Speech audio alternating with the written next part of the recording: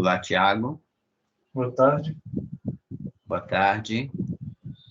Aviso você que eu comecei a gravação já, tá?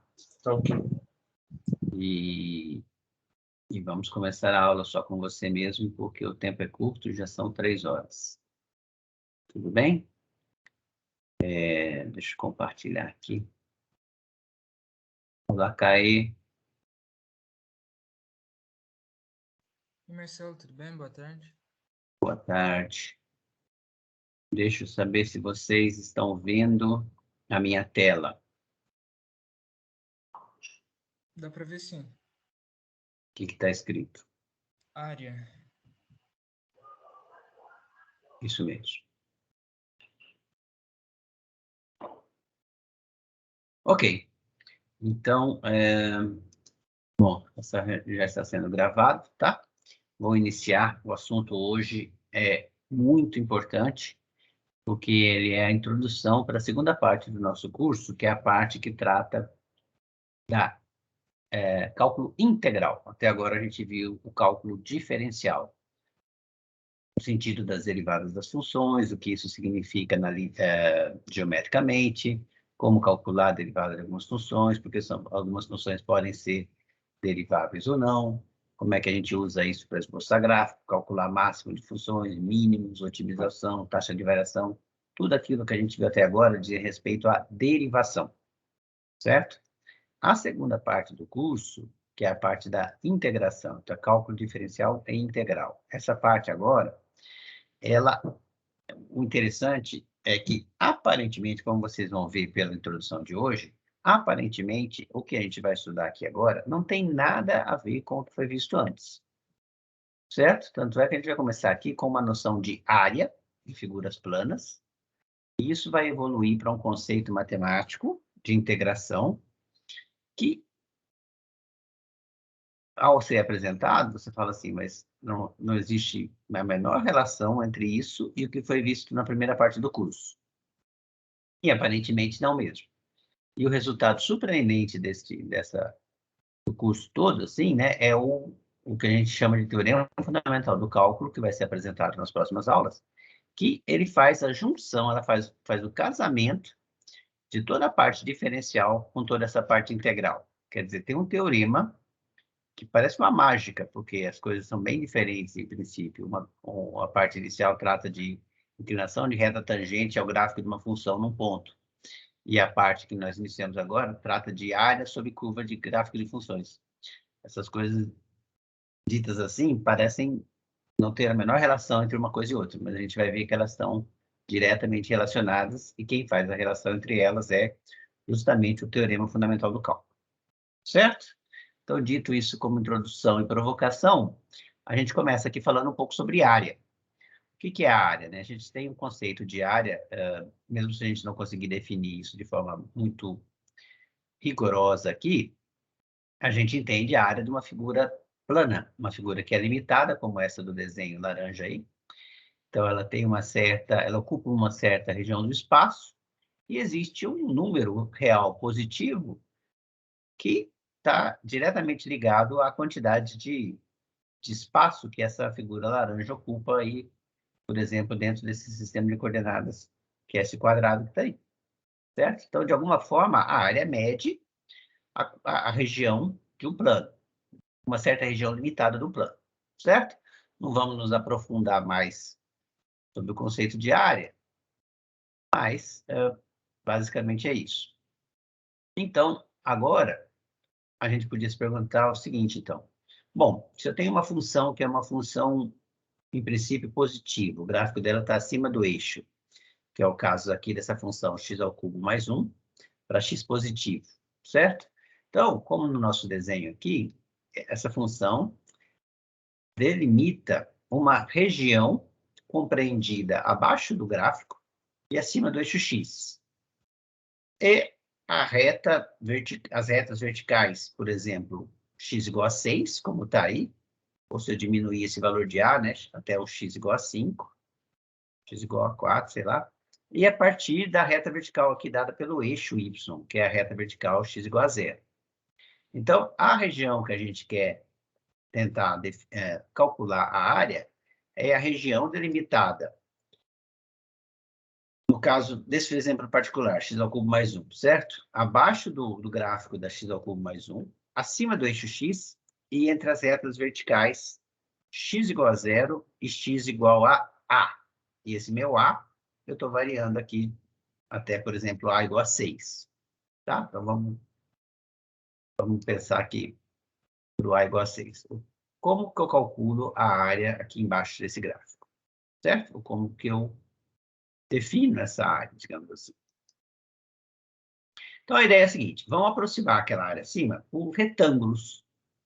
E numa primeira abordagem, a gente vai aproximar por retângulos inscritos. Inscritos quer dizer, os retângulos estão todos eles abaixo do gráfico daquela função x ao cubo mais 1.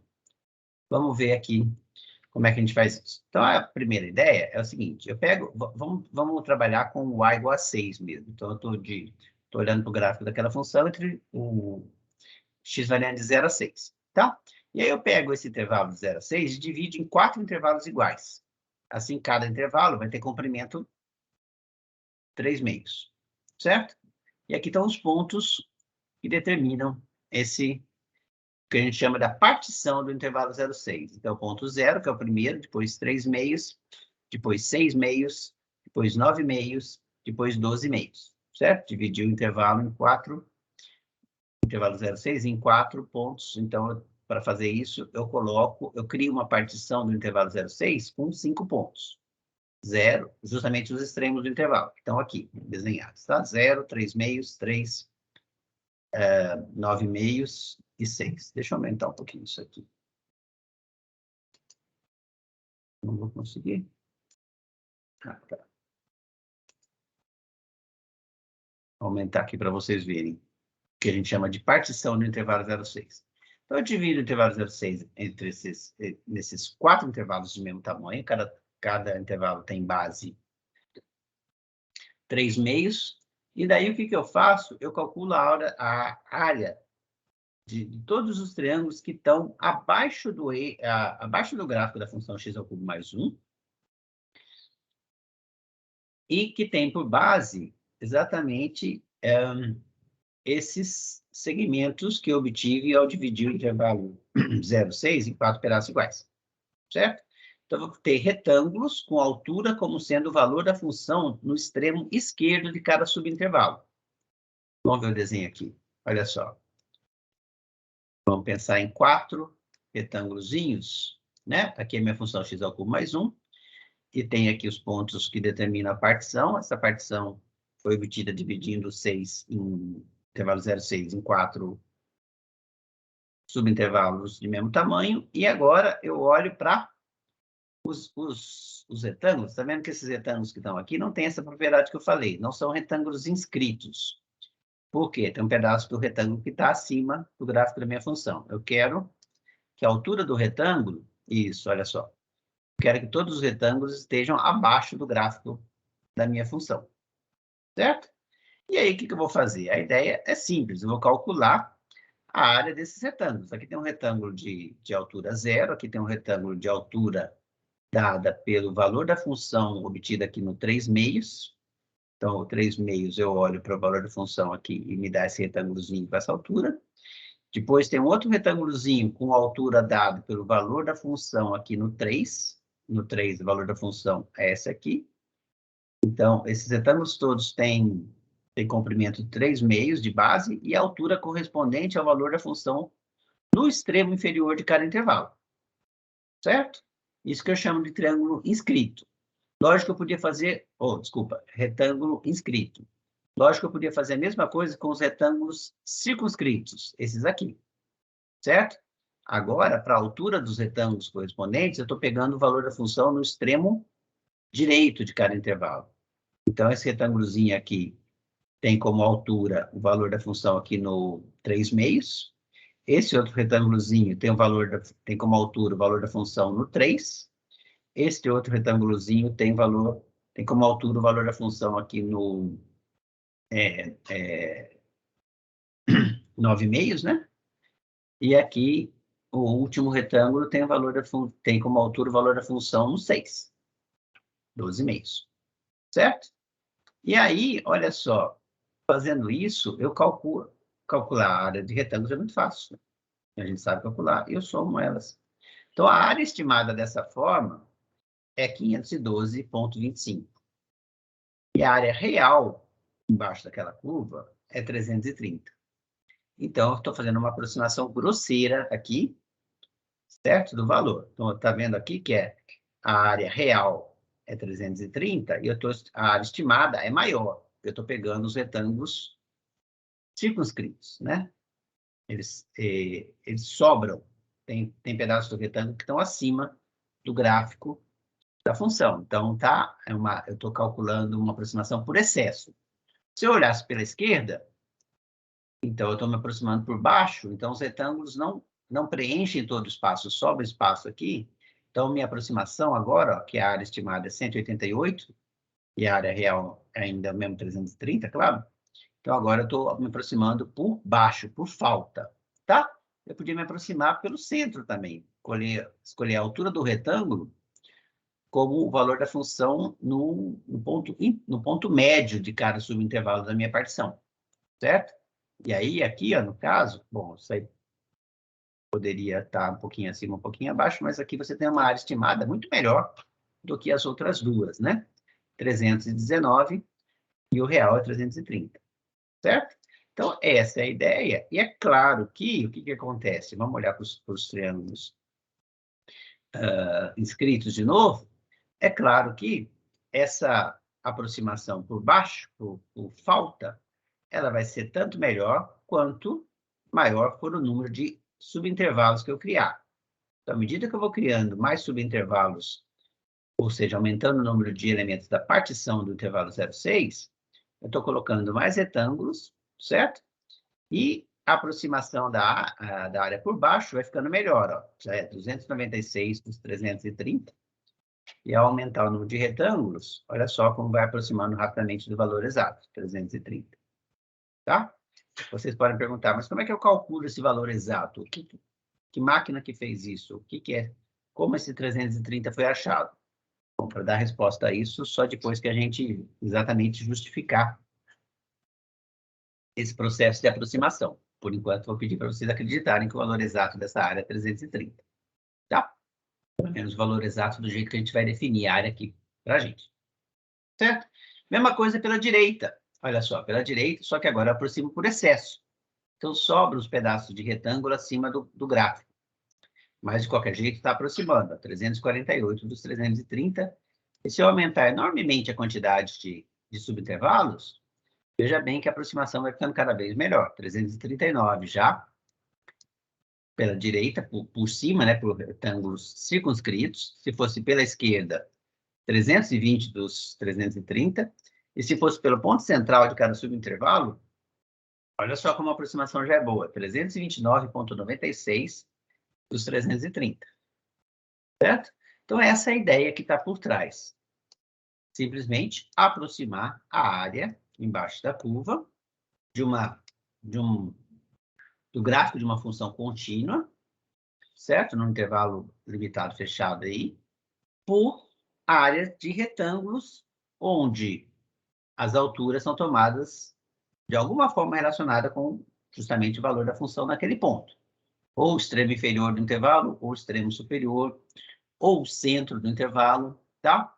A gente vai ver, na verdade, que se a função for contínua, pouco importa o ponto que eu pegue, certo? Para calcular a altura do retângulo, porque a gente vai fazer um processo de limite. E ao fazer esse processo de limite, a gente vai aumentar enormemente a quantidade de retângulos ali. Então, olha só, pensa assim, nesses retângulozinhos que a gente está colocando aqui, com a área da base cada vez menor, vai fazer pouca diferença se eu pego como altura do retângulo o ponto da esquerda, o ponto do centro ou o ponto da direita, certo? E qualquer outro ponto que eu pudesse pegar ali dentro também não interferiria no processo quando a gente calcula o limite, se a minha função for uma função contínua. Tá clara essa ideia? Porque essa ideia é fundamental para a gente seguir para o resto. Queria saber se alguém tem alguma dúvida aí, alguém quer falar alguma coisa, se conseguiu visualizar bem o desenho aqui, ou se ficou ruim de ver, pode falar, porque é fundamental que a gente entenda bem Essa primeira parte. Marcelo, Fala. se o número de retângulos tende ao infinito, a área estimada vai tender à área real? Exatamente. É assim que a gente vai definir a área real. Quem é que está falando? É o Caê. É exatamente essa ideia que a gente vai usar para definir a área. É o próximo passo, Ah, beleza. Beleza. certo? É o próximo Certinho. passo. Então, você já adivinhou o processo, né? Que é meio bastante intuitivo, né? Com esses desenhos aqui, eu acho que fica bem legal de enxergar essas coisas, tá? Sim, sim. Ajudam muito os desenhos. Então, olha só. Então tá. Então, na verdade, é isso que você acabou de falar que a gente vai fazer. Então, só que vamos colocar isso em fórmulas matemáticas. Vamos estimar a área dada pela soma das áreas dos retângulos que aproximam aquela área ali por baixo, quer dizer, os retângulos que eu chamei de retângulos inscritos, tá? Então, observe o seguinte. Como é que eu calculo a área daqueles retângulos? Eu tenho, se eu chamar de N0 o número de pontos envolvidos na partição, eu tenho uma soma, né? Tenho N0 menos 1 retângulos, certo? E cada um desses retângulos, eu estou escolhendo aqui, ó, a altura do retângulo como sendo o valor da função no extremo inferior. Então, por isso que aparece aqui, ó, um x ao cubo mais 1, porque essa era a nossa função, x ao cubo mais 1. E que x que eu estou pegando? Eu estou pegando, ó, se você olhar para o i igual a 0, desculpa, para o i igual a 1, por exemplo, esse cara é 0. Então, é o retângulo de altura 0 mais 1, né? Quer dizer, 1. É o retângulo que corresponde, cuja altura corresponde ao valor da função no ponto 0. A minha função é x ao cubo mais 1, o valor da função no ponto 0 é 1. Depois eu pego o i igual a 2. O i igual a 2 é o segundo retângulo. Então, que altura vai ter? Qual é o retângulo? Com que altura eu estou calculando esse retângulo? Estou calculando esse retângulo com a altura correspondente ao valor da função no ponto i igual a 2, 2 menos 1, 1, né? Então, eu estou calculando o valor da função no segundo ponto da partição, certo? Porque minha partição, esse 6 aqui corresponde ao comprimento do intervalo. Eu estou dividindo ele por N0, isso me dá a quantidade de elementos da partição, certo? Então, ao variar o i de 1 até N0, e calculando essa expressão que está aqui dentro, eu estou calculando a altura de cada um desses retângulos correspondente, essa altura correspondente ao extremo esquerdo de cada um dos intervalos. O valor que a função minha, x ao cubo mais 1, assume no extremo esquerdo de cada intervalo. Como tem 6 sobre N0 desses retângulos, desculpa, como cada um desses retângulos tem base de tamanho 6 sobre N0, né, porque eu dividi o intervalo 6 por N0, então cada um desses retângulos tem a mesma comprimento de base, só a altura deles que muda, então a área total de todos esses retângulos é a área da base, que é 6 sobre N0 para cada um deles, e a única coisa e vezes a altura de cada um. Só que a altura de cada um muda aqui por essa expressão, porque a nossa função é x ao cubo mais 1, certo? Então, ao fazer isso, eu calculo, e eu escrevi essa fórmula está escrita aqui, L, porque eu quero, digamos assim, aproximar pela esquerda o valor da soma total, ou seja, por valores menores. Então, essa é a fórmula para o L, dependendo de cada N0 que eu coloque. Lembrando que o N0 é o número de pontos que eu coloco na partição, ou seja, a quantidade de retângulos que eu estou usando, certo? O mesmo raciocínio agora pode ser feito para o que eu chamei de retângulos circunscritos. Observe que agora, em vez de pegar a altura no ponto no extremo inferior, que seria o i0, o i menos 1 aqui, né, como no caso anterior, agora estou pegando no extremo da direita de cada retângulo. Então, esse pedaço que está aqui corresponde, de novo, ao valor da função no extremo direito de cada intervalo, certo? E como cada um dos retângulos tem, de novo, o mesmo comprimento de base, que é 6 sobre N0, então a soma todos esses retângulos, eu pus já a área comprimento das bases aqui em evidência, porque são todos iguais. A soma dos comprimentos desse retângulo corresponde a essa fórmula aqui, agora para os retângulos que aproximam por valores maiores, né?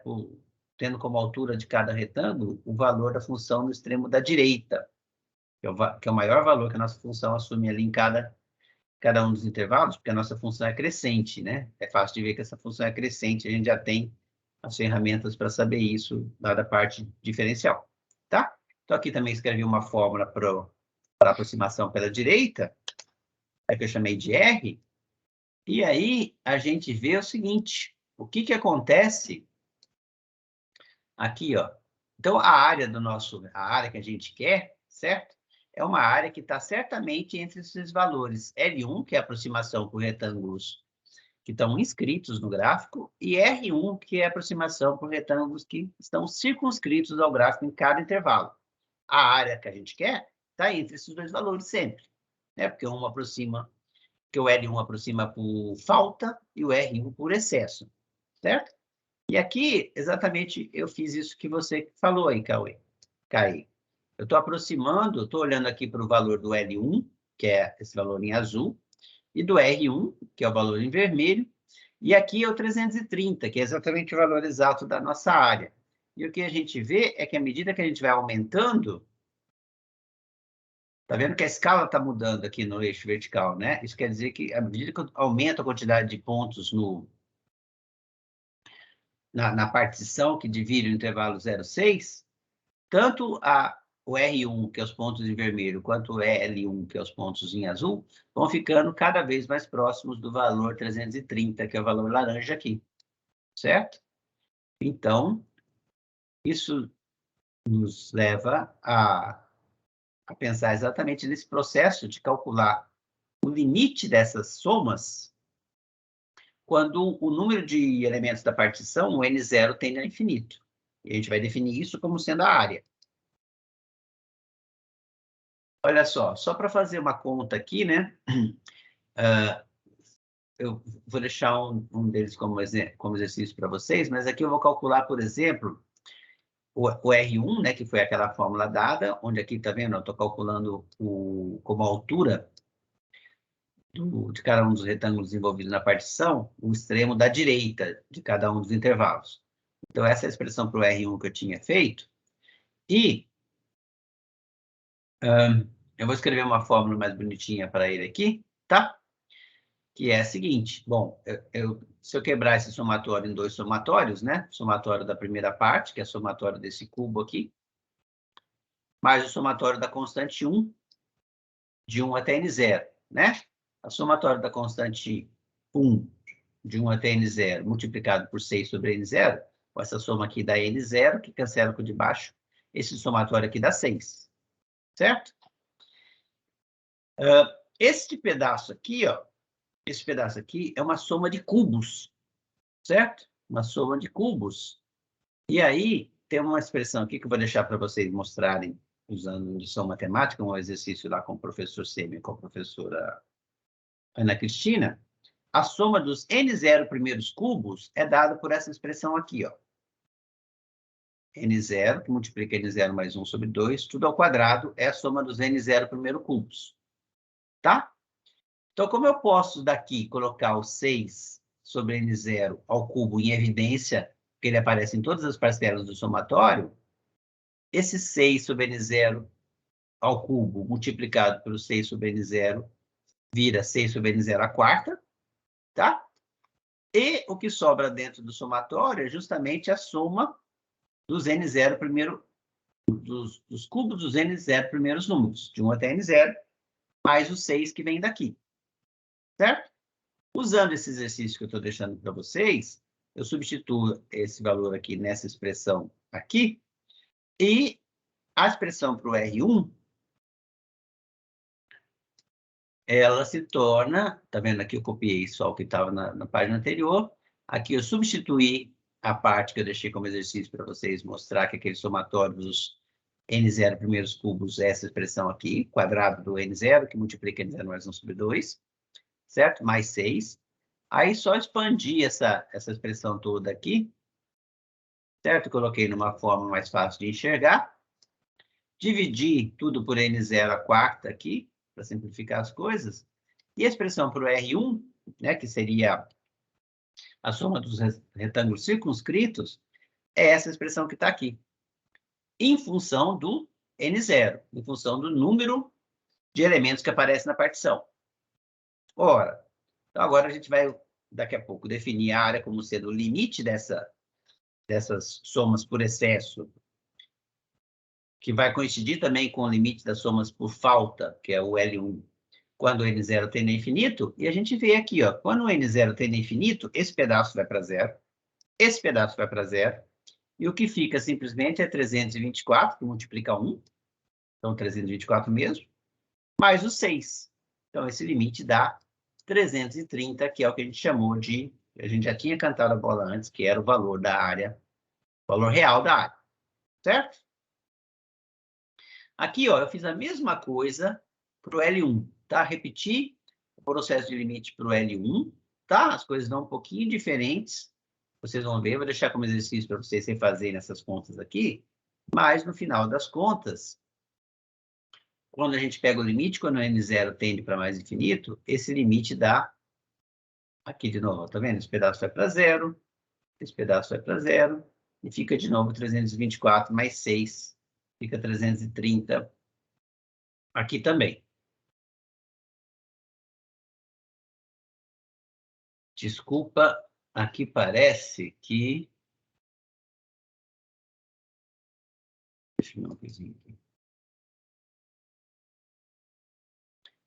Tá. Aqui, na verdade, eu acho que eu estou fazendo...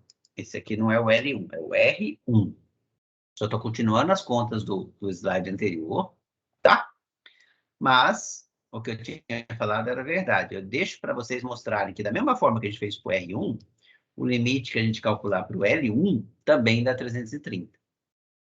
Certo? Então, aproximando por excesso ou aproximando por sobra, quando você pega uma quantidade de elementos da partição, que são os pontos que subdividem o intervalo, então você está considerando uma quantidade de retângulos que cresce enormemente, quando você pega o limite dessa expressão, quando a quantidade de retângulos tende a infinito, você chega ao mesmo valor, tá? Se a sua função for contínua, isso a gente não vai demonstrar aqui, mas a gente consegue mostrar, consegue se provar isso. Se a sua função for contínua, tanto faz você pegar o extremo inferior do intervalo, o extremo superior do subintervalo que apareceu quando você colocou os pontos da partição, ou ainda qualquer ponto do interior desse subintervalo, e usar como altura do retângulo o valor da função nesse ponto, tanto faz. O limite, quando n0 tender a infinito, independe do ponto que você escolheu dentro do subintervalo para calcular a altura,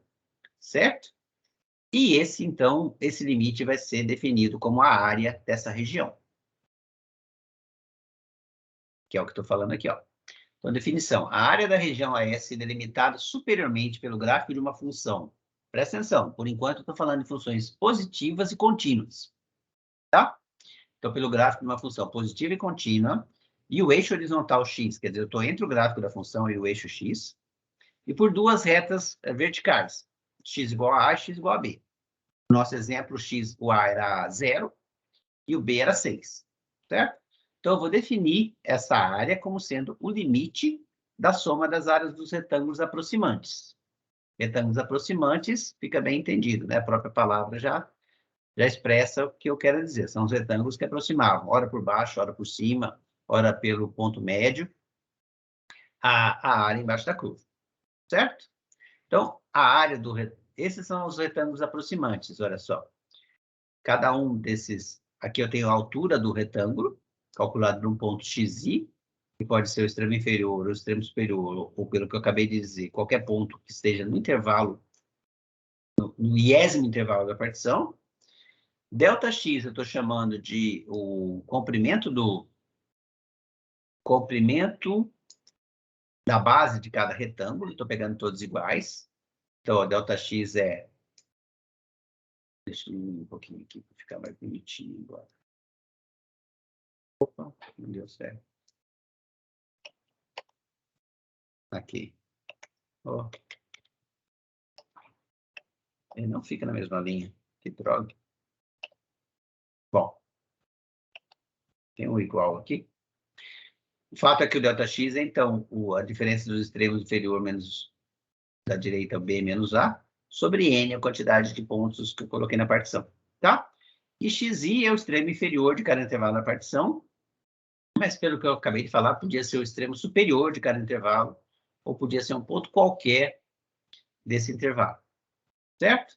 Então, eu vou definir, essa soma aqui é chamada de soma de Riemann correspondente à função f, e correspondente à partição dada pelos pontos, pelos n pontos, ou pelos n0 pontos, que determinam a partição, tá? Que a gente está considerando todos de mesmo tamanho, mas também essa é uma coisa que pode ser relaxada, nem precisaria pegar retângulos de mesmo tamanho,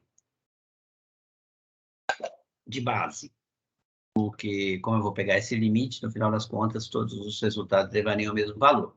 Então, eu vou definir a área como sendo isso, certo? A é o limite da soma de Riemann, correspondente à minha função f, e a partição cuja quantidade de termos está indo para infinito. Aqui o n tende para infinito, significa isso. Tá claro essa definição? É bem intuitiva, tá bem relacionada com o que a gente viu.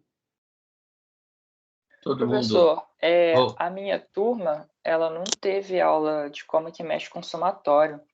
A gente não sabe manipular ele para fazer tipo, as questões.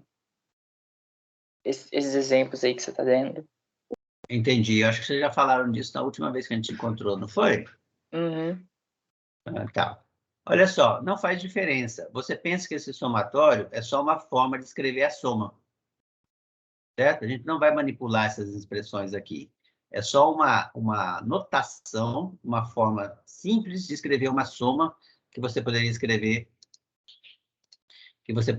assim: f de x1 ΔX, mais f de x2 ΔX, mais f de x3 ΔX, mais f de x4 ΔX, mais pontinho, pontinho, pontinho, f de xn ΔX.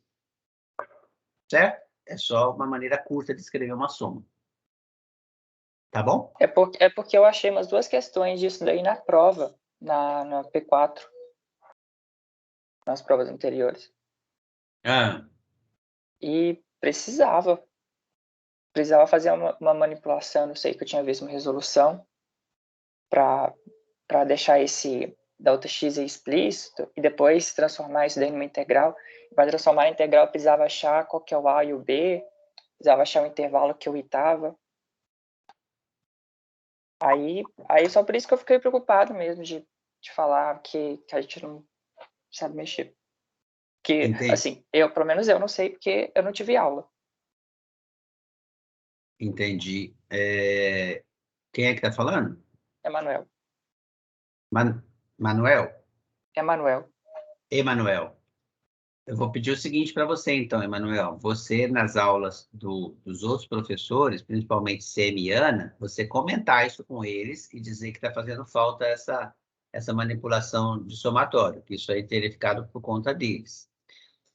Em paralelo, quero que você me envie, você pode fazer, vou até pedir melhor, manda um e-mail para eles, tá? Comentando esse fato, fala que eu pedi para você escrever para eles, para saber se nas próximas aulas eles vão atacar esse problema da anotação. E manda com cópia para mim, tá? Porque daí eu vou lembrar, vou ler seu e-mail lá e vou lembrar, e aí eu vou cobrar eles também. Agora, de novo, eu acho estranho você falar isso, porque essa é uma das coisas que, principalmente a Ana Cristina, costuma fazer no começo do curso dela. A gente realmente não teve. Com a Ana, nem com o Semi. Será que você não perdeu alguma aula, não? Não perdi. Porque teria pelo menos alguma questão na prova, alguma coisa, algum texto, livro que eles passaram, alguma apostila citando isso daí, pelo menos como texto de apoio. E não teve, não. Porque eu leio todos. Então tá, então eu vou pedir para você fazer isso para mim, tá bom? Manda um e-mail para eles com cópia para mim, pode dizer que está mandando com cópia para mim, não precisa ser oculto, não. E diz que você está preocupado porque você achou umas questões, se quiser até coloca a questão que você achou lá. Eu mando o print, então, das questões. Isso, para para ficar claro que eles precisam ver isso. Tá bom? Beleza, então. Uhum. E se eles não tomarem uma atividade, depois você me encaminha a resposta também, para eu saber o que eles falaram. Tranquilo. Beleza. Beleza. Mas, de qualquer jeito, não é nenhum bicho de 7 cabeças, tá? Isso aqui é só você...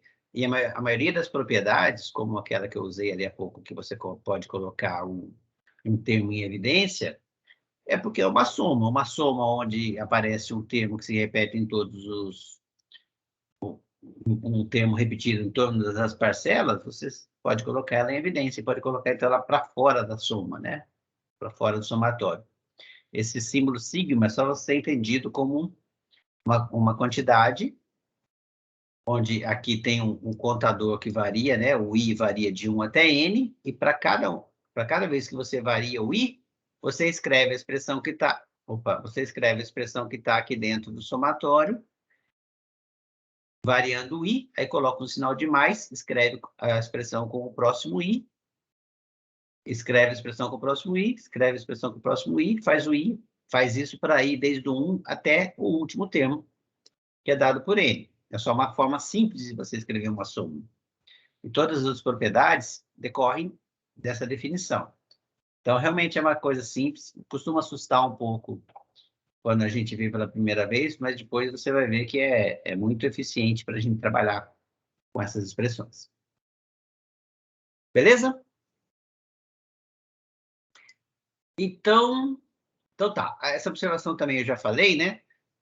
A gente não vai demonstrar aqui, mas pode ser mostrado que esse ponto que a gente pega para calcular a altura do retângulo pode ser o extremo esquerdo de cada retângulo, o extremo direito, ou qualquer ponto dentro do intervalo, do iésimo intervalo da partição. Não vai fazer diferença quando a gente pega o limite, se a função for contínua, tá? Agora,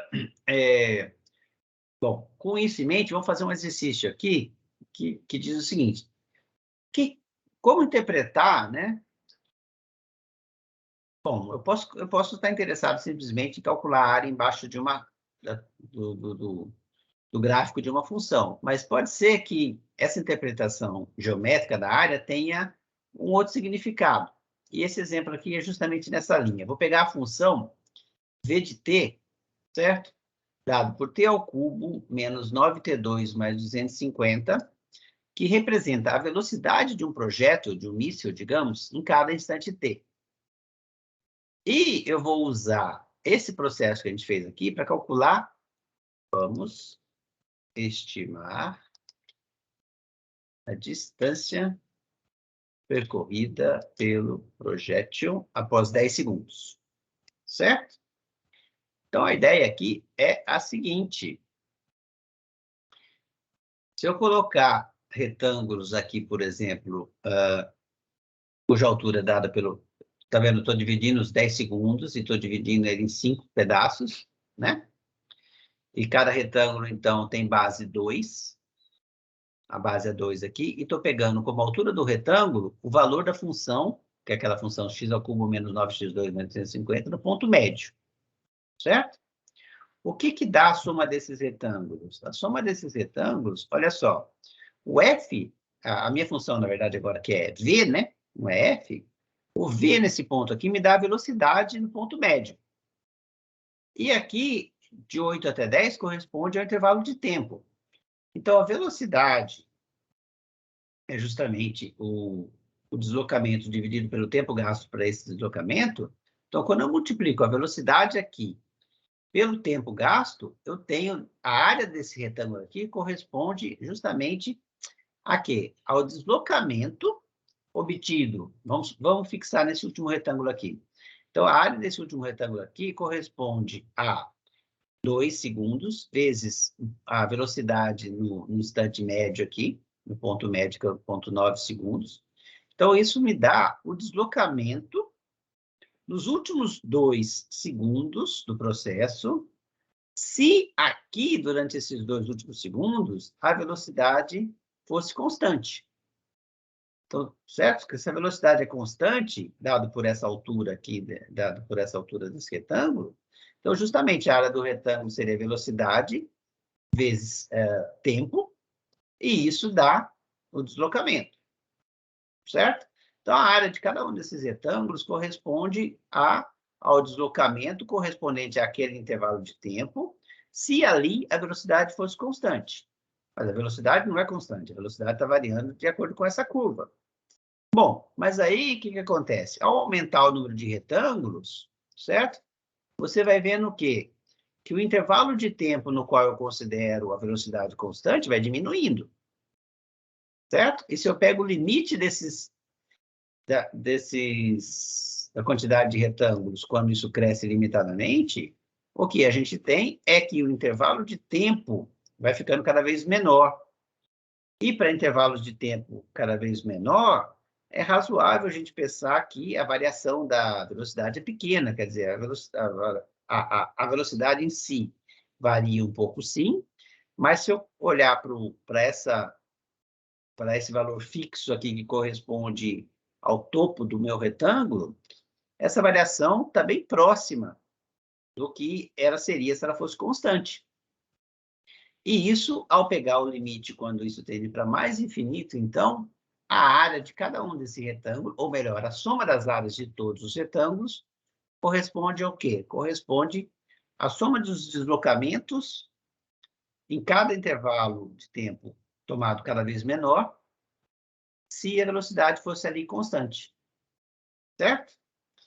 E o que dá isso, então? Essa soma total vai aproximando arbitrariamente da área real, certo? E a área real é tomada no limite quando essa coisa tende, quando a quantidade de, digamos assim, como quando o intervalo de tempo, 10 segundos, é dividido por um número cada vez maior, né? É como se você tomasse a velocidade instantânea, então, quando você pega o limite, quando o número de intervalos aqui cresce limitadamente.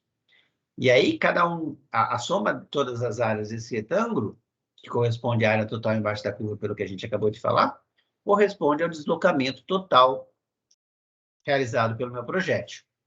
Está vendo aqui, ó, que é uma aproximação muito boa pelo centro. A área total é 2.000, a área real, né? E aqui a aproximação é 1999,89.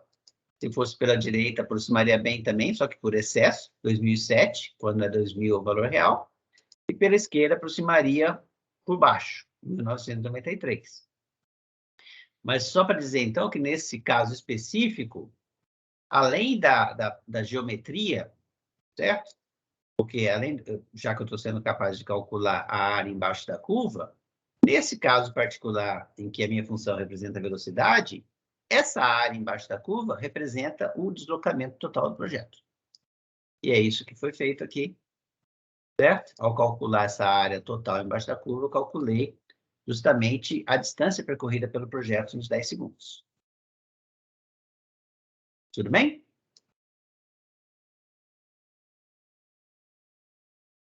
Acho que é isso que eu estou falando aqui, né? Note que a área de cada retângulo aproximante tem dimensão ΔT vezes x, isso corresponde... tudo isso que está escrito aqui foi o que eu acabei de falar, certo? Se os intervalos de tempo são tomados cada vez menores, a velocidade de cada período de tempo pode ser aproximada pela velocidade constante no início de cada intervalo. Isso se eu pegar os extremos pela esquerda, né?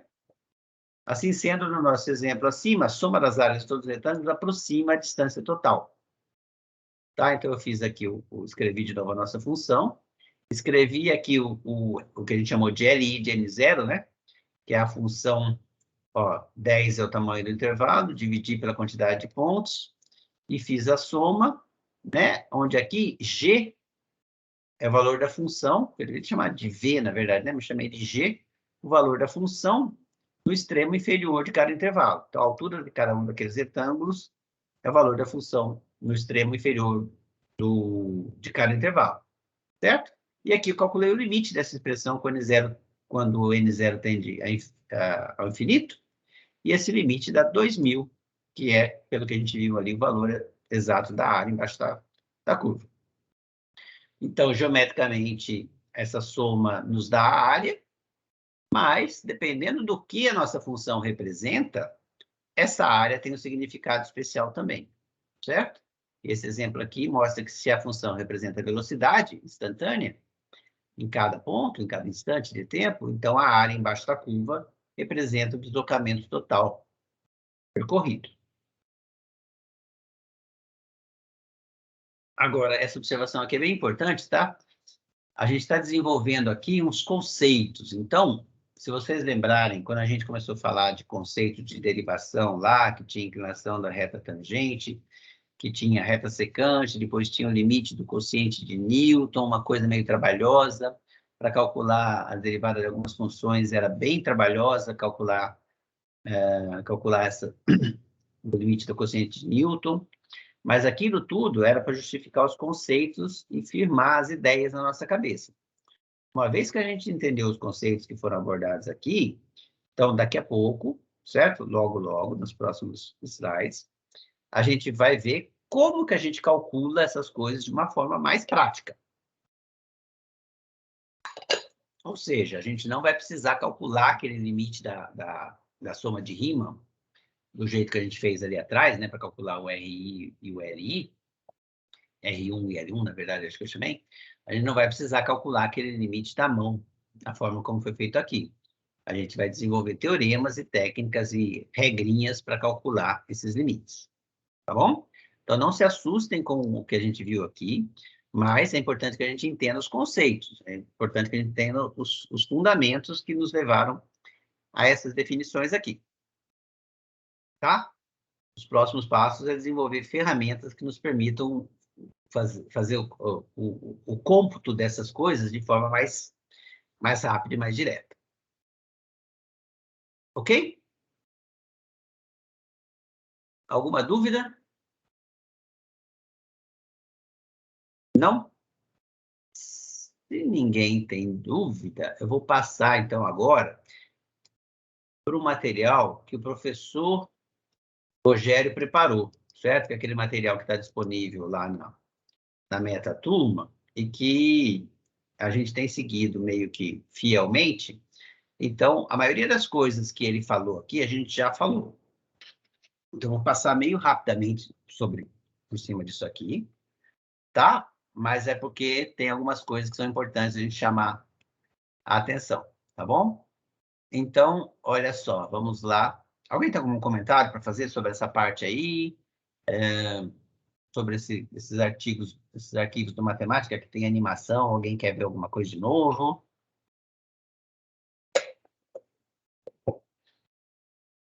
Não? Então tá. Então, olha só. Bom, aqui de novo a mesma ideia, né? Eu já estou com o intervalo fechado AB, uma função que é positiva, tá? Lembre-se disso. Por enquanto, a gente está tratando de uma função positiva e ela está indo de A até B. O domínio da função é intervalo fechado, limitado, de A até B. No nosso caso lá era de 0 até 6. Certo? E eu quero calcular a área embaixo dessa... entre o gráfico dessa função, o eixo horizontal e duas retas verticais, uma passando por A, outra passando por B. Certo? Então tá, aqui eu apresento o que a gente chama de partição do intervalo AB, certo? Divido o intervalo AB por N em N pedaços, chamo cada um desses intervalos de ΔX, são todos de mesmo tamanho, certo? Essa subdivisão é chamada partição do intervalo, como eu já tinha dito, né? E eu chamo o késimo intervalo, o intervalo que começa no xk menos 1 e termina no xk, um intervalo fechado. Certo. Então, com base em cada um desses k intervalos, a gente constrói os retângulos, que eu estou chamando de RK. Retângulos. Então, aqui, eles têm estou chamando cada um retângulo de RK, eles têm todo o mesmo tamanho de base, e a altura correspondente aqui, ó, são os extremos direitos de cada subintervalo, certo? O valor da função no extremo direito de cada subintervalo. Por isso deu uma soma por excesso aqui, porque a função é crescente. Então, a área de cada retângulo é dada por essa expressãozinha aqui, certo? Onde xk menos 1 são todos... o comprimento das bases de cada retângulo ali, né, são todos iguais, porque a gente dividiu o intervalo AB por N, certo? Então, somo esses retângulos, e aí aquela ideia... A base ali, o tamanho é XK? Quer dizer, é 1? Como é que é? O tamanho dessa base aí é 1? Não, o tamanho dessa base é... Ali na fórmula. Não. O tamanho da base é aqui, ó, é ΔX, é B menos A sobre N. Depende da quantidade de pontos no intervalo. Certo? Ah, tá. É porque tava XK menos XK. Não, Ali XK no- menos XK menos 1. Ah, sim. Aqui? É. XK menos XK menos 1. É o X1, é o Esse é o X2 menos delta? X1. Delta X? É o ΔX, exato. Ah, sim. Certo? Cada um desses extremos XK, XK menos 1 aqui depende do N, né? Depende do A e do B. Certo? Você pega A o primeiro, B o último, e aí você pega B menos A, que é o comprimento todo, e divide por N. Então, todos... E aí você vai andando de B menos A sobre N, B menos A sobre N, B menos A sobre N. Cada um desses intervalos aqui corresponde a um comprimento B menos A sobre N. Quando você aumentar o N, esses comprimentozinhos vão todos para zero. Certo? Aqui, ó, ele está falando justamente isso, a área da poligonal, a área dos retângulos, certo? Que é dada exatamente, ó, você falou aqui, ó, XK menos XK menos 1, que é o ΔX, certo? Onde ΔX é exatamente o comprimento de cada intervalo da partição. Tá?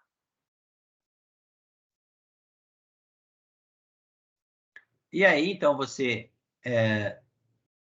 vê que essa soma, que a gente chama de soma de Riemann, aproxima a área, e você vai definir essa área como um limite. Certo? Faz uma observação aqui dizendo que, em vez de pegar os retângulos calculados no extremo da direita, eu podia calcular a f no extremo da esquerda, de cada subintervalo, mas isso não vai afetar a ideia. Não vai afetar a ideia.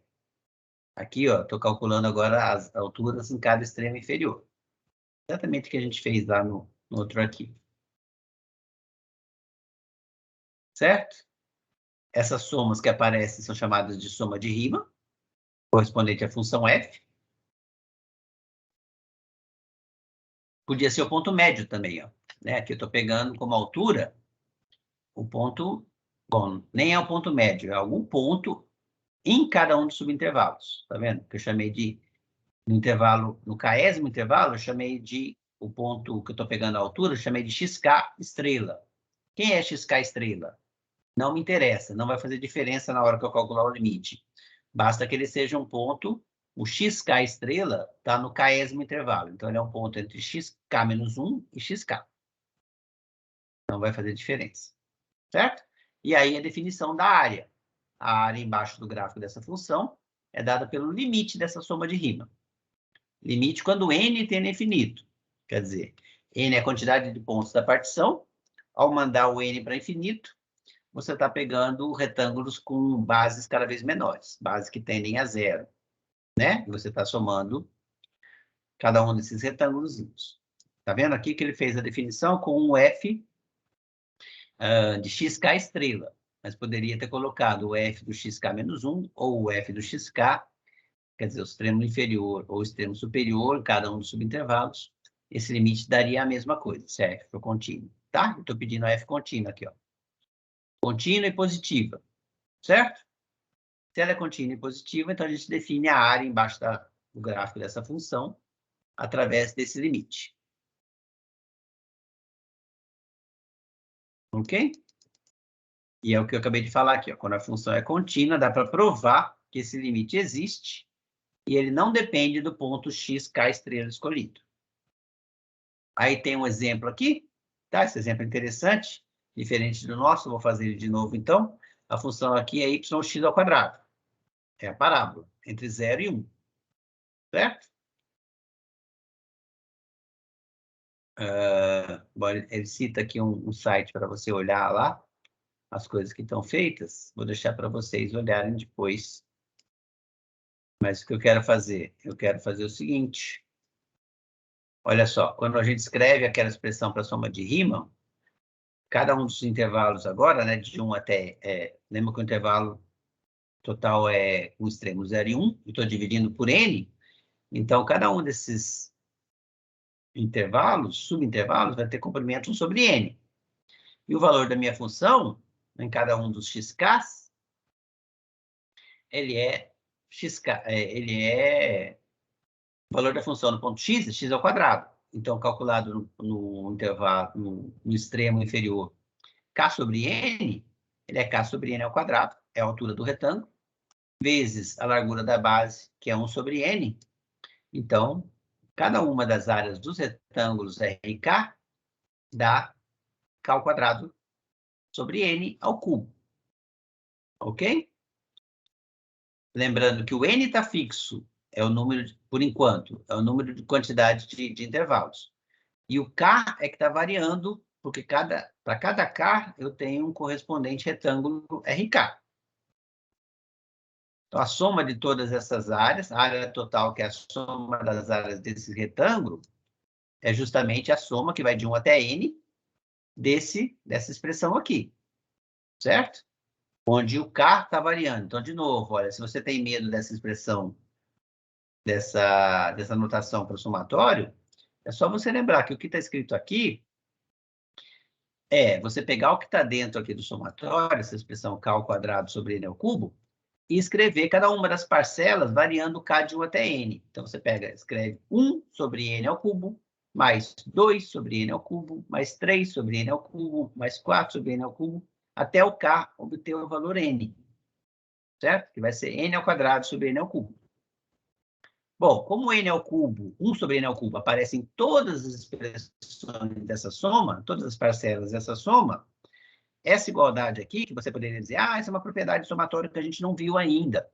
Mas é isso que eu estou falando. Se você escrever o lado de cá, abrir, né? A gente fala abrir o somatório, quer dizer, escrever essa expressão como a soma de n parcelas, né? Que vai de 1 até n, onde cada uma das parcelas é obtida você trocando aqui o k, porque o contador é o k, certo? O n aqui é o extremo superior, é o número, número de parcelas que tem. Então, se você vai variando o k é igual a 1, k é igual a 2, k é igual a 3, colocando essas expressões e somando todas elas, você abre o somatório, que a gente chama. E aí, como você enxerga que aparece 1 sobre n ao cubo em todas as parcelas, isso é igual a você colocar o 1 sobre n ao cubo em evidência e somar só os quadrados dos n primeiros naturais.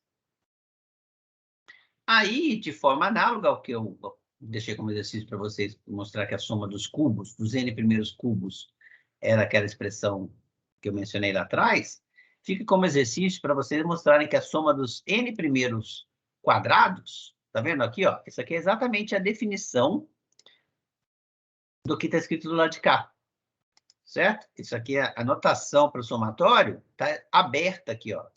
Então, eu faço k variar de 1 até n, e vou na expressão que envolve k aqui, eu vou substituindo todos os valores de k, de 1 até n. Então, fica 1 ao quadrado, mais 2 ao quadrado, mais 3 ao quadrado, pipipipopó, até o último termo, quando n é igual a k.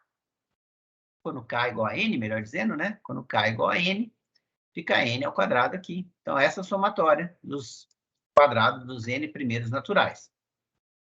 Fica como exercício vocês mostrarem, usando indução matemática, esse resultado aqui. Essa soma é igual a n, que multiplica n mais 1, que multiplica 2n mais 1, tudo isso sobre 6. Bom, aí eu substituo... matemática também minha turma não teve. Não teve? Não. Você tem certeza disso? Eu tenho certeza disso. Você faz o curso de matemática? Sim, eu tenho aula com a Ana. Talvez a indústria matemática deve estar com ela, ou com o SEMI, mas a gente não teve ainda. Deve ser a próxima matéria. Mas na matéria dessa próxima prova que a gente vai fazer, daqui a uns dias, não é. Ok, então inclui isso também naquele e-mail que você vai mandar. Tá bem. Ai, que estranho isso. Tá bom, eu vou tentar... Manda com cópia para mim, que eu vou reforçar o seu pedido lá. Tá joia? Por enquanto, então, vamos assumir que a gente consiga mostrar que a soma dos n primeiros, a soma dos quadrados dos n primeiros naturais é dada por essa expressão aqui, certo? Aí a gente substitui essa expressão aqui em cima. Então, fica 1 sobre n ao cubo, vezes a expressão por somatório soma dos quadrados dos n primeiros naturais. E aí, abrindo essa expressão aqui, né, em cima, você vê que essa expressão se transforma numa coisa. Por que que isso está assim? Talvez isso aqui também não esteja bom, essa...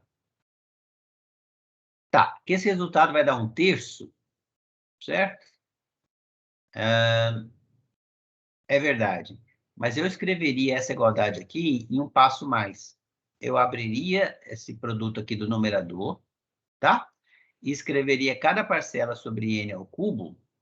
E aí a gente observa, como naquele exemplo anterior que eu dei, né, que quando as coisas ficam com constantes em cima, divididos por exemplo, n ou n ao quadrado, certo? Que vai acontecer aqui, por exemplo, quando eu multiplico esse n por esse 1 e esse 1 aqui, vai ter uma parcela, quando eu expando isso aqui tudo, que vai ser n sobre 6 a n ao cubo.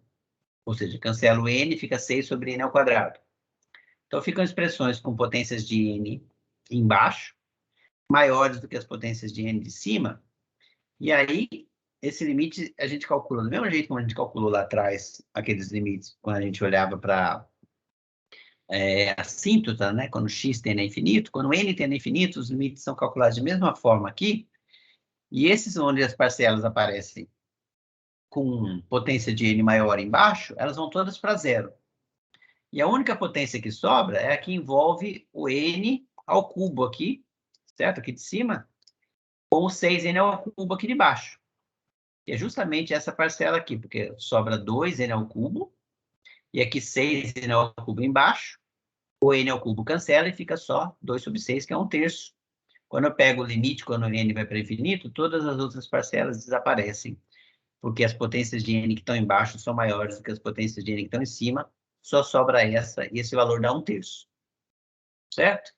Então, o que a gente fez? A gente está calculando a área, qual que era o exemplo mesmo? Aqui, né?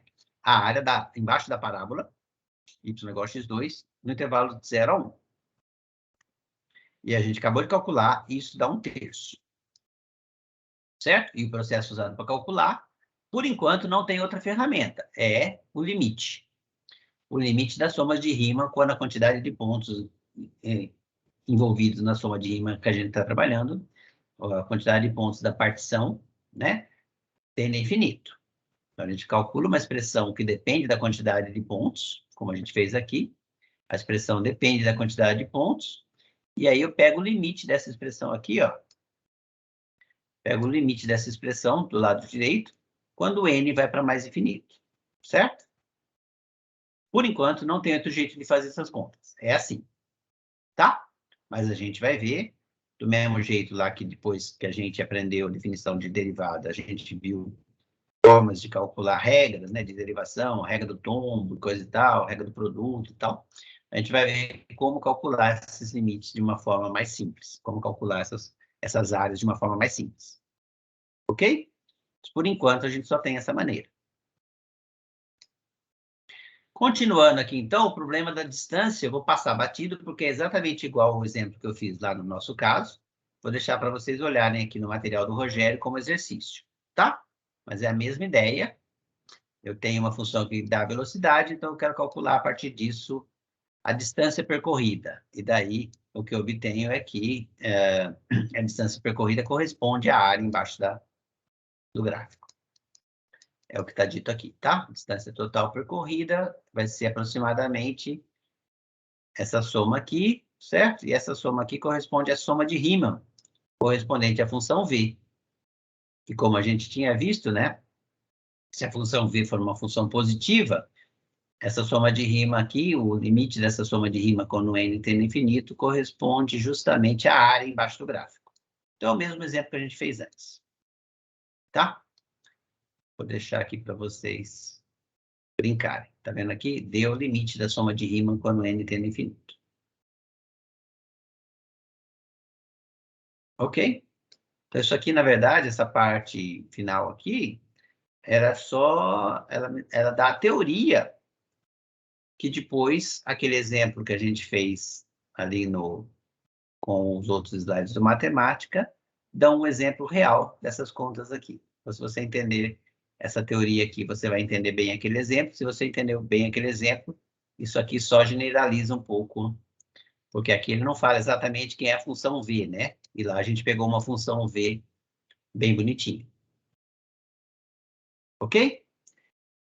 Então, feito isso, eu vou passar para o próximo slide do Rogério, que agora vai dizer para a gente o que é uma integral definida, tá? Então, até agora, o que a gente fez? Até agora, a gente falou de área sobre curva de gráfico de função positiva e contínua. Até agora, eu não usei o termo integral, certo? Só falei da geometria de calcular a área embaixo de uma curva. Então, agora a gente vai dar nome aos bois.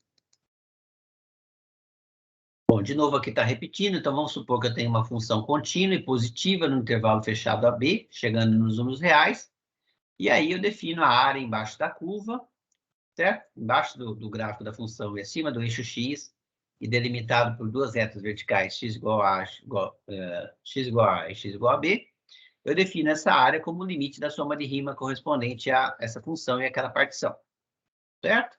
De novo, aqui está dando nome aos bois, ó, essa é a soma de rima associada à partição. Tudo isso já foi dito antes, tá? Não estou apresentando nada de novo aqui, só mais o desenho que já foi feito, já foi apresentado antes, certo? Aqui estou pegando pontos arbitrários dentro de cada subintervalo. Beleza, esse conceito aqui não tem nada de novo. O que começa a apresentar coisas novas é agora essa definição, certo? Eu vou definir isso que eu chamei da limite da soma de rima, da função correspondente àquela partição, quer dizer, esse lado direito aqui, ó. Eu vou definir isso com esse símbolo do lado de cá, certo? Que a gente vai chamar de integral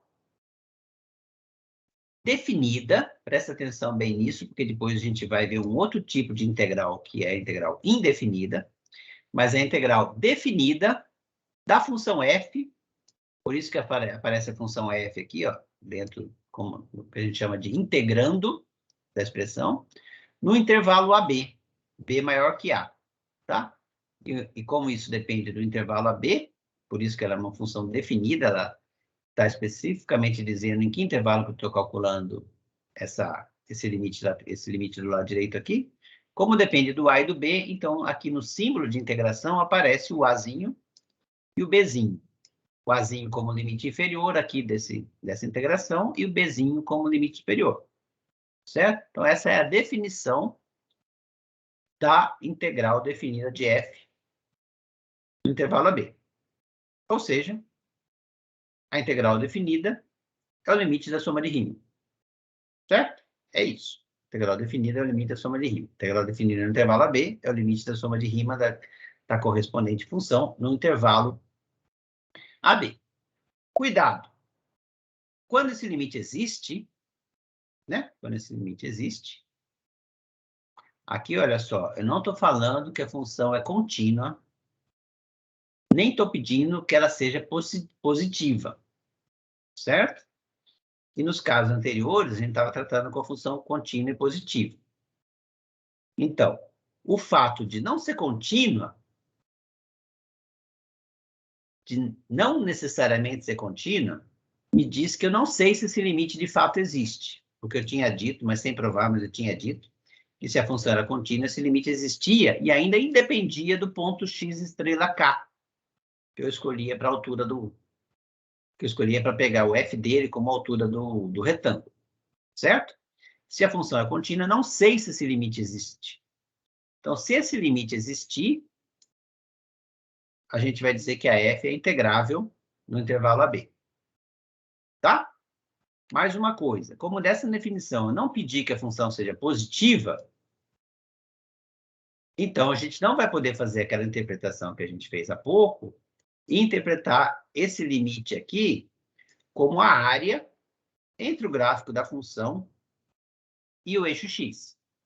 E as retas verticais, x igual a x igual a b. Tá bom?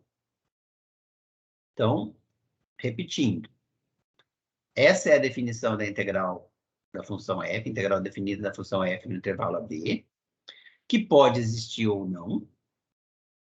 Se existir, a gente diz que a f é integrável nesse intervalo. Certo? Um teorema vai nos garantir que se a f é contínua, esse limite existe. Certo? Então, o teorema vai ser assim. Toda função contínua é integrável no intervalo AB. Toda função contínua no intervalo AB é integrável nesse intervalo. Mas eu não sei sobre as não contínuas. Mas se esse limite existir, contínua ou não contínua, a gente vai dizer que essa função é integrável naquele intervalo. E o valor da integral é o valor desse limite, se ele existir, né?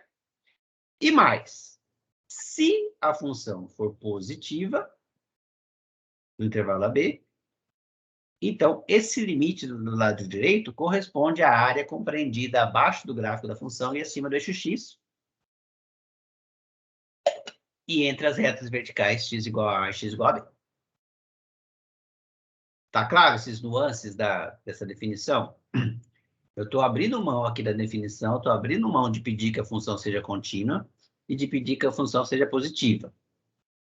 Então, isso vai possivelmente introduzir algumas dificuldades. Uma das dificuldades é que se ela não é contínua, eu não sei, eu não posso garantir a priori a existência desse limite. Mas tudo bem. Se ele existir, a função é dita integrável e a integral dela no intervalo AB vale isso. Outra coisa que eu perco ao não exigir que ela seja positiva é que esse lado direito, mesmo que ele exista, que esse limite exista, talvez ele não represente, ele não seja um número positivo, nem represente a área correspondente delimitada pelo gráfico da função e no eixo x. E as retas verticais x igual a A, x igual a B. Isso que eu perco, mas eu ganho muita coisa. A gente vai ver que eu ganho muita coisa. Tá? Então, essa é a definição. Pela primeira vez está aparecendo a palavra integral aqui.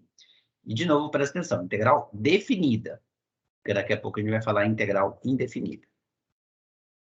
Tá bom? Ali em cima, aquela função, ela tem que estar definida no intervalo AB. Isso. Do A até B, eu posso colocar dentro da função e não dá problema. Isso. Faz parte do domínio. Assim. Isso. O domínio dela é o intervalo fechado AB. Certo? De novo aqui, falando, né, dando nome aos bois, essa expressão aqui chama soma de rima correspondente à função f associada à partição do intervalo AB, tá? E, bom, isso aqui também já falei, né?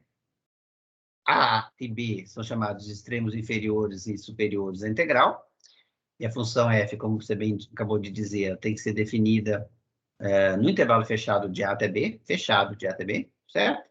Essa expressão aqui, o f, é chamado de integrando, certo? Esse dx aqui a gente não vai explicar muito o que ele significa, não, por enquanto, tá? No curso mais avançado vocês vão ver o que isso significa, mas a gente vai lembrar aqui que ele está aqui para dizer que x é a variável de integração, é a variável em relação ao qual eu estou integrando a função f, quer dizer, a minha f é uma função da variável x, por isso aparece esse símbolozinho dx aqui. Tá bom? Marcelo, Oi. se o domínio da função forem os reais, a B pode ser menos infinito e mais infinito? Ou ele Não. tem que ser um domínio limitado e fechado? Por enquanto, A e B são números reais. Ah, tá. A Beleza. e B são números reais. Certo? Mais para frente, lá para frente, a gente vai flexibilizar isso também, mas por enquanto não. Tá, tranquilo. Beleza? Então, olha aqui o teorema que eu tinha falado. Se a f é contínua, então aquele limite do lado direito sempre existe, quer dizer, a f é integrável. Contínua no intervalo fechado significa integrável naquele intervalo. Tá? Tem uma observação aqui que fala sobre alguns...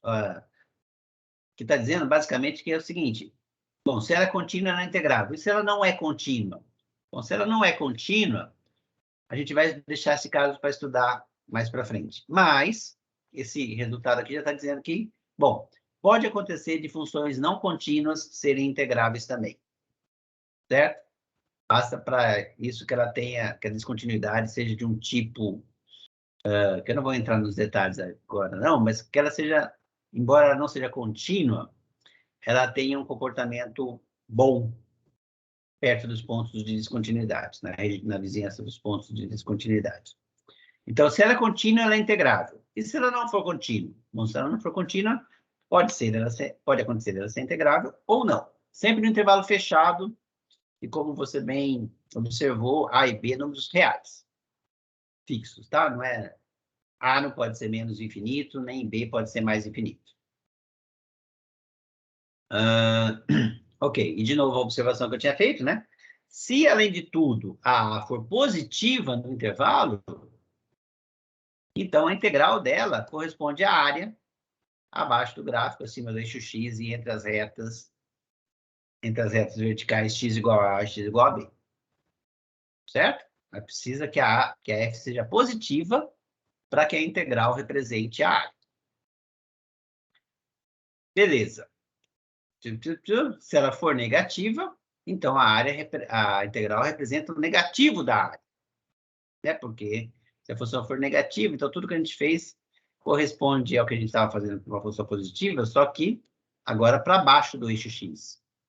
Então, a área delimitada entre a função e o eixo x, agora, quando você calcular o valor da função nos pontos, vai dar sempre um número negativo esse valor aqui. Então, embora o módulo dele corresponda à altura dos retângulos, se você não pega o módulo aqui, vai ficar sempre menos a altura dos retângulos. E daí, esse valor total da integral vai dar menos a área entre a função e o gráfico. Ou seja, o que eu acabei de dizer é o seguinte, né? Se a função agora assume valores positivos e negativos, então, se eu chamar de S1 a região que corresponde ao ponto onde o gráfico da função é positivo, e S2 a região que corresponde aos pontos onde a função é negativa, então, a integral de A até B me dá a área que está acima do gráfico, acima do eixo X, certo? Somada, digamos assim, somada com o negativo da área que está abaixo. Somada com o negativo da área que está abaixo, quer dizer, a área que está acima menos a área que está abaixo. Vamos ver um exemplo aqui para ver se isso fica mais claro. Tipo isso, ó. A região S1, né, corresponde aqui à área S1.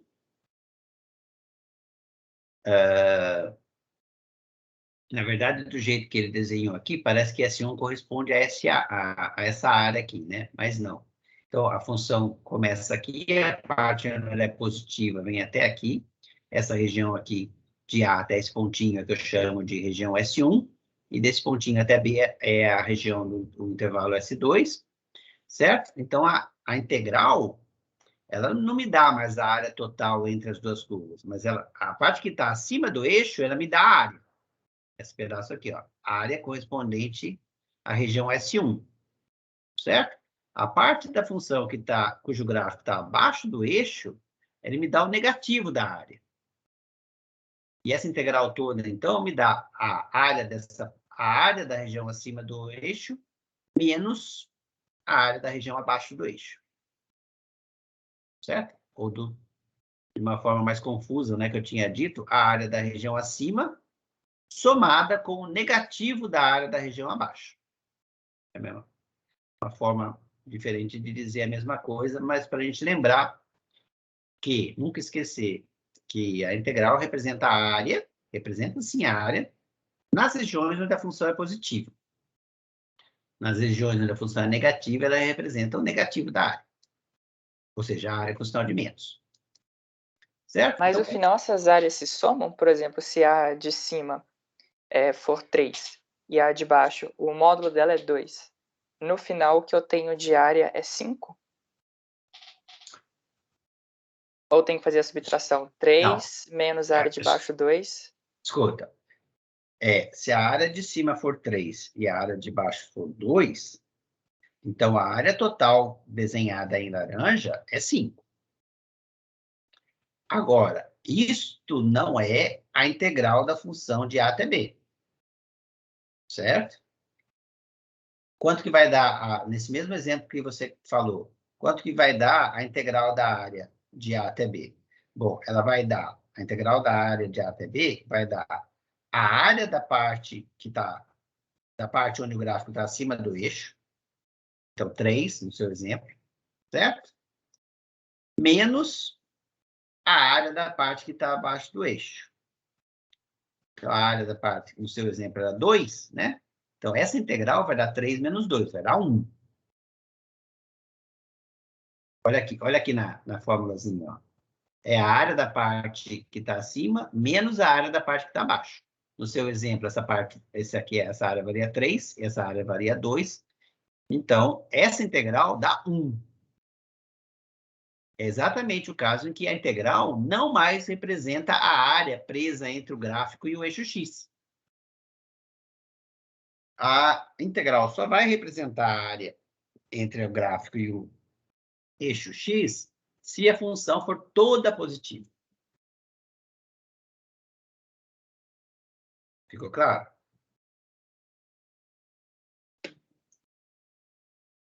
Alô? Ficou essa parte, mas como que o exercício ele vai falar para mim quando ele quiser a soma das duas áreas? Ele tem que falar. Tem que Certo? falar? Ele tem que falar. Por exemplo, se o exercício aqui pedisse para você, calcule a área em laranja aí, certo? Calcule a área em laranja. Aí eu vou e somo. Aí você calcula a área da primeira parte, de A até esse pontinho aqui, e para calcular essa área você usa a integral. Então, vai te dar a área do S1. Para calcular essa área aqui de baixo, se você usar a integral desse pontinho até B, se você calcular usando a integral, você vai ter um número negativo, o negativo dessa área. Aí você pega em módulo, igual você falou, e soma as duas. 3 mais 2, que dá o seu 5. Só que se você calcular a integral daqui até o B, em vez do 2, você vai obter menos 2. Você vai obter menos a área. Certo? Então, a integral não dá sempre a área, não. Ela dá a área se a função for positiva. Os pedaços que estão abaixo do eixo, ela dá o negativo da área.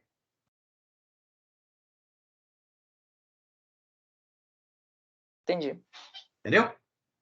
Ok, isso vai ficar mais claro, espero aqui no exemplo. Então, olha só, a gente ainda não sabe calcular a integral, exceto pelos exemplos bem particulares que a gente viu agora há pouco, e pelo fato de ele, se a função for positiva, ela representar a área. Então, esse exemplo aqui, ó, esses dois exemplos, que vão ser para terminar o nossa aula aqui, ele pede para você calcular a integral. Mas como que a gente calcula a integral? Bom, a gente só sabe fazer essa conta porque a função, a gente tem essa noção que a gente acabou de ver da área. Certo? Então, vamos para o exemplo A primeiro. Ó. O exemplo A é raiz quadrada de 1 menos x2, de 0 até 1. Certo? Se você olhar para o x variando de 0 até 1, essa expressão aqui, se você escreve y igual a isso, você tem... Deixa eu ver se está feito aqui no próximo. Olha só. O primeiro exemplo aqui, se você chama y de raiz quadrada de 1 menos x, e eleva os dois lados, você tem que a relação entre x e y é que x ao quadrado mais y ao quadrado igual a 1. Quer dizer, esses pontos x e y estão numa circunferência de raio 1, centrada na origem. E aí, ao deixar o x variar de 0 até 1, essa regiãozinha aqui é o quê? Corresponde à região do primeiro quadrante, delimitada por esse círculo. Certo? Porque é a raiz quadrada desse número, então a parte positiva é onde o y é positivo, nessa expressão aqui, se você isolar o y e pegar o y positivo. e fazer o x variar de 0 até 1. Então, a área, essa função é sempre positiva, então essa integral corresponde à região delimitada pelo gráfico dessa função, que está abaixo do gráfico, acima do eixo x, e entre as retas verticais x igual a 0 e x igual a 1.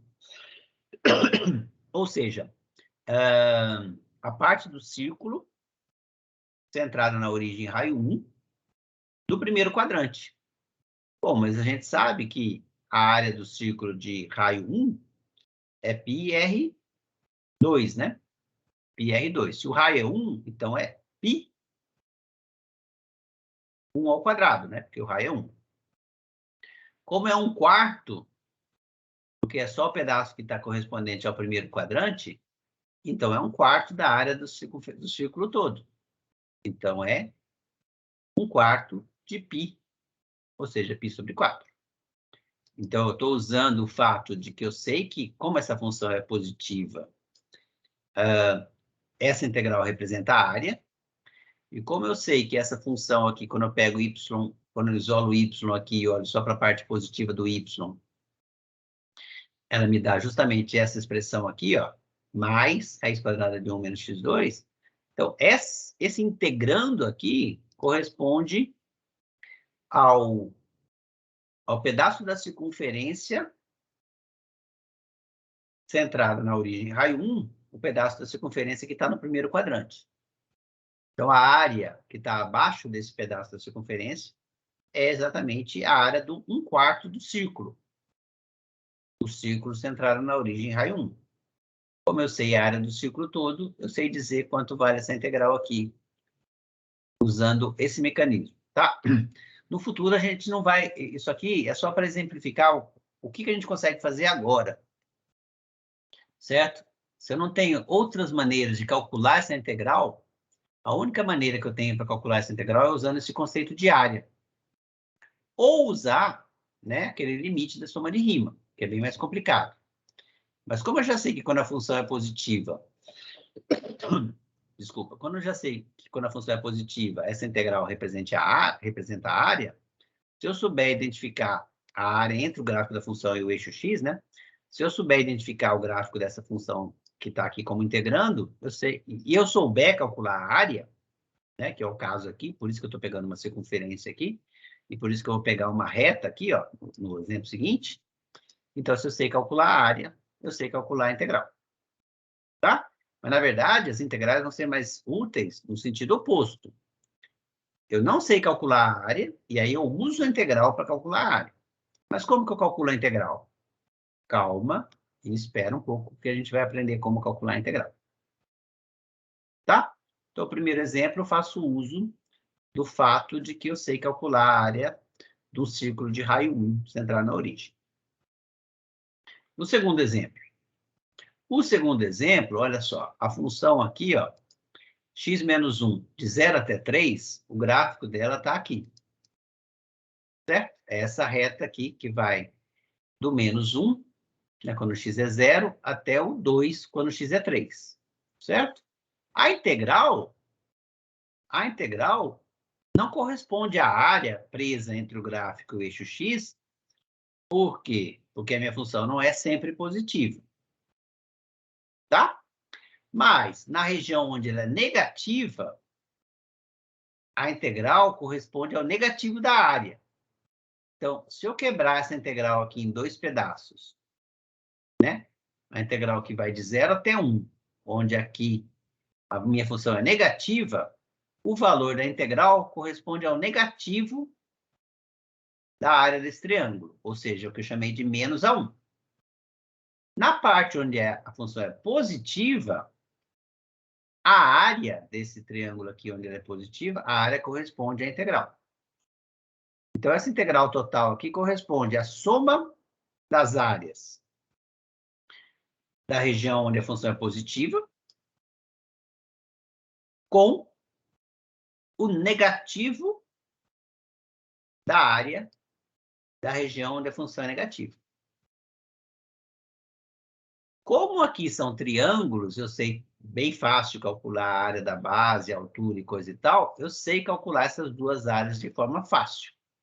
Então, feitas as contas aqui, que eu não vou nem conferir, mas que dá, tá vendo? Aparece uma aqui com sinal de menos, que corresponde à área da A1, ao negativo da área A1, certo? E a área 2 aqui, que é o termo positivo.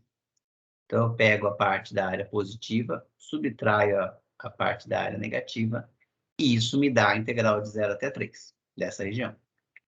De novo, esse exercício só funcionou porque o gráfico, as expressões que aparecem aqui, né, o A1 e o A2, são triângulos. São coisas fáceis, eu sei calcular a área de triângulo. Então, eu estou usando esse fato para calcular a área de A1 e A2, e com isso dizer qual é o valor da integral. É um exercício para mostrar o que a gente pode fazer com as ferramentas que a gente tem até agora. Certo? Na verdade, de novo, a questão mais interessante é o contrário. É saber calcular a integral de uma outra forma para, com isso, dizer qual é a área delimitada pelo gráfico de uma função. Tá? Eu podia aqui também, não é muito difícil, vocês podem tentar, do jeito que a gente fez com aquela x² e do jeito que a gente fez com aquela x³ menos 1, calcular o valor dessa integral aqui através do limite da soma de Riemann. O limite das somas de Riemann correspondente ao 0,3, você pega o intervalo 0,3, particiona ele em n pedaços, né, calcula a área de cada retângulo, e faz aquela soma, a soma dependendo do n, a quantidade de pontos da partição, chega numa expressão que envolve n, e aí você calcula o limite dessa expressão quando o n vai para infinito. É um bom exercício, tá? Não é tão difícil de fazer, não. É seguir mais ou menos o que a gente fez nos exemplos. Naquele exemplo que eu calculei o R1, o L1, ou mesmo aqui no exemplo do Rogério, onde ele calcula o x2. O x². Tá?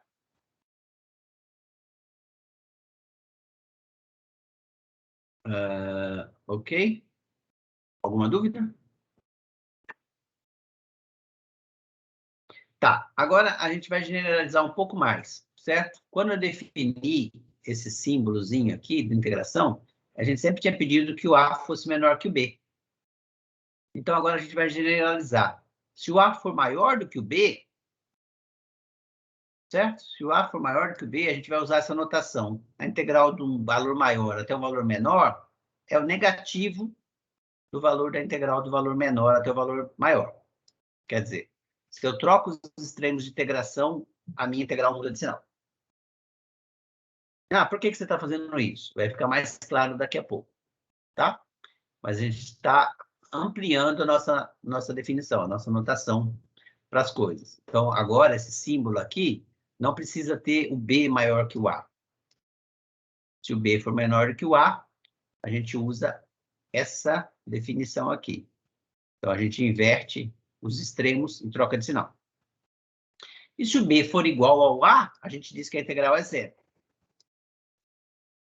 É o que está dito aqui. Certo? Com essas definições, a gente consegue facilmente mostrar algumas propriedades da integral. A primeira é que, se a função é constante, é fácil de ver isso, né? Se a função é constante e vale c, então a integral, se c é positivo, por exemplo, a integral é só a área que vai de A até B, da região abaixo da semi-reta de valor c. Quer dizer, isso é a área do retângulo de altura c e base b menos a. Então, essa área é c vezes b menos a. Se você for positivo. Se você for negativo, a gente vê que dá a mesma coisa também, porque é só trocar o valor da área pelo valor do negativo da área. Outra coisa importante é que, se eu tiver uma soma de duas funções, certo? A integral definida da soma é a soma das integrais definidas.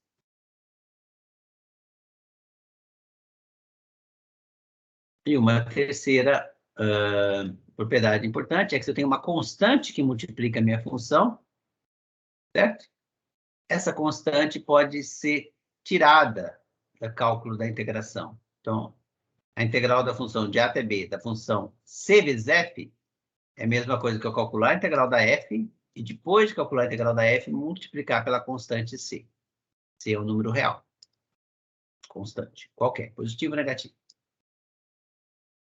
Certo?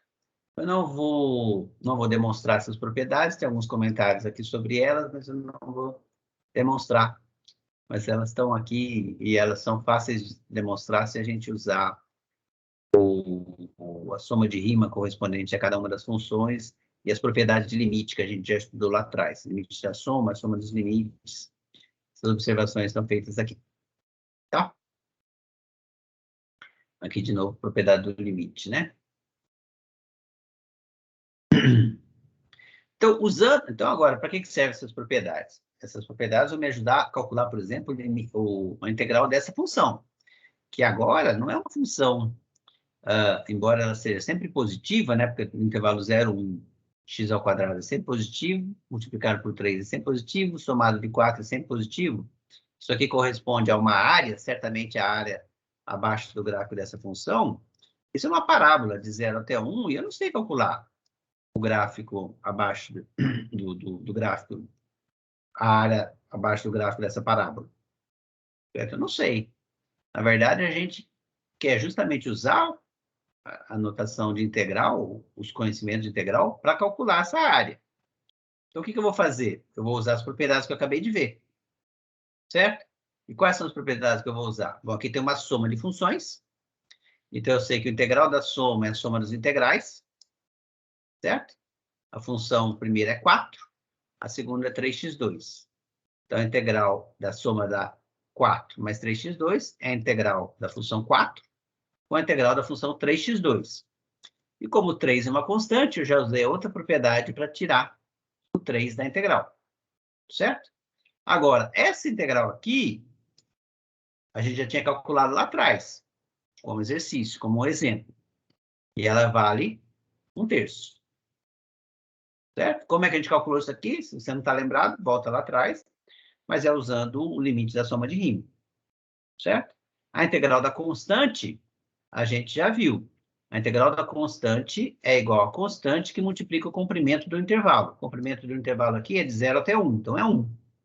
Então, vai ser a constante 4 vezes o comprimento do intervalo 0, 1, ou seja, 4 vezes 1.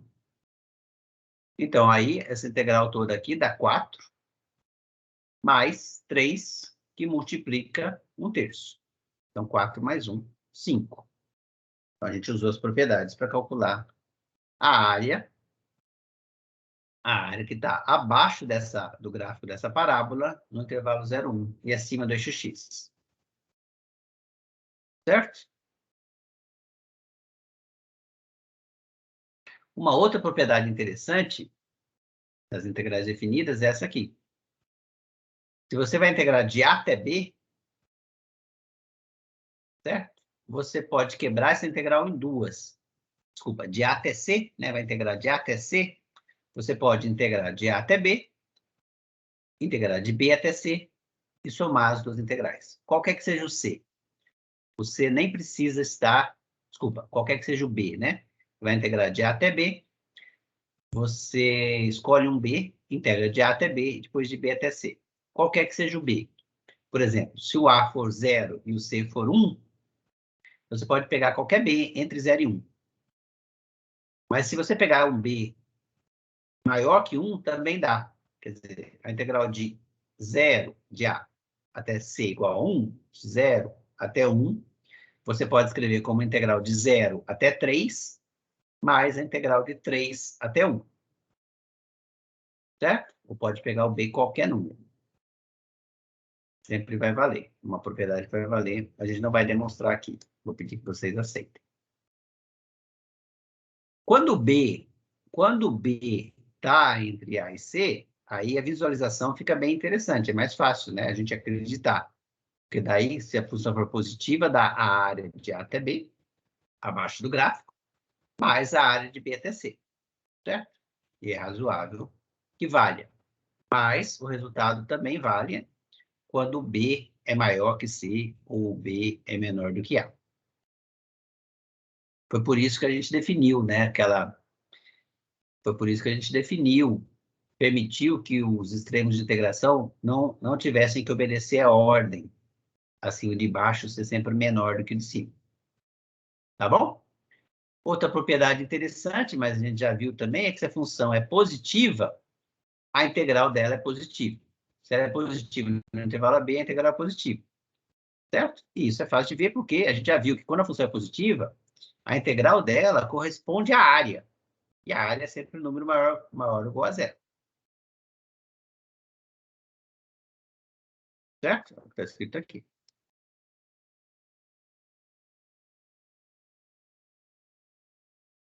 Então, dessa propriedade sai que se eu tenho duas funções, uma maior que a outra, f maior que a g, no intervalo, então a integral da f é maior que a integral da g.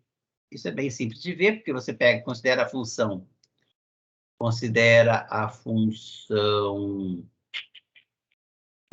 função aqui, f menos g, certo? Se a f é maior que a g, essa função aqui é sempre maior ou igual a zero, então a integral dela é maior ou igual a zero. Integral da diferença de f por g. Mas, por outra propriedade, a integral da soma de duas funções, e, portanto, da diferença também, né? A integral da diferença é a diferença das integrais. Então, essa integral de f menos g é a integral da f menos a integral da g. Que é positivo, porque essa função aqui dentro do cochete é positivo. Aí é só pegar esse menos fg e passar para o lado de lá, porque a integral definida, é importante que a gente lembre, ela representa sempre, quando aquele limite existe, né, o limite da soma de rima, ela representa um número real. Integral definida é um número real. Tá? Diferentemente da integral indefinida, que a gente vai falar daqui a pouco. Que não é um número real. Bom, também sai desse exemplo anterior, que se uma função está limitada entre dois valores, né, se o gráfico dela está acima de mzinho pequeno e abaixo do m grande, no intervalo AB, então a integral dela está acima do retângulo de altura m e comprimento e base, né? B menos A, e abaixo do retângulo de altura m grande e base m sobre A. Isso é fácil de ver também com o mesmo tipo de raciocínio, né? É só você pegar a função aqui, certo? E usar duas vezes o resultado anterior, né? Pela propriedade anterior, né? Se essa, você olha para esse pedaço aqui, né? Se a f é maior que a m, então a integral da f é maior que a integral da mzinho. E se a fzinha é menor que o m grande, então a integral da fzinha é menor que a integral da m grande. Como mzinho e mzão são constantes, essa integral aqui, é outra propriedade que a gente viu há pouco, é simplesmente a constante vezes o comprimento do intervalo, ou seja, b menos a. E do lado de cá, né, essa função é constante mzinho, de novo, se é constante, essa integral é basicamente a área do retângulo de altura mzinho e base b menos a, tá? Lembrando que quando a gente escreve assim, ó, que o x pertence ao intervalo AB, então eu já estou implicitamente considerando que o B é maior que o A aqui, certo? Porque senão eu teria que colocar um módulo aqui, se eu não sei se o B é menor que o A, teria que colocar um módulo. Mas como eu já estou dizendo que a minha função, estou escrevendo o intervalo AB, né? Quando eu escrevo intervalo AB, então quer dizer que o primeiro termo do intervalo é menor do que o segundo termo, menor ou igual. Certo? E com isso a gente encerra essas propriedades de integrais definidas. Tá joia? Na próxima aula, a gente vai fazer o quê? A gente vai definir, ver ferramentas que nos permitam calcular a integral definida de forma mais rápida. Tá? Fórmulas, expressões, regras e coisa e tal. Técnicas de integração e coisa e tal. E também a gente vai definir o que é uma integral indefinida, que ao contrário da integral definida, que eu acabei de falar que é um número real, a integral indefinida não é um número real. A integral indefinida é uma função. Tá? Então fica isso aí para já gerar aquela curiosidade em vocês. Alguém tem alguma pergunta, algum comentário a fazer?